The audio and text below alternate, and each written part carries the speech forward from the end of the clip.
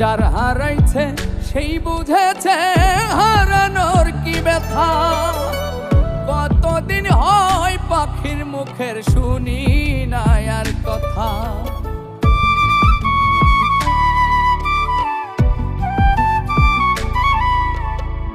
যার হারাইছে সেই বুঝেছে হারানোর কি ব্যথা।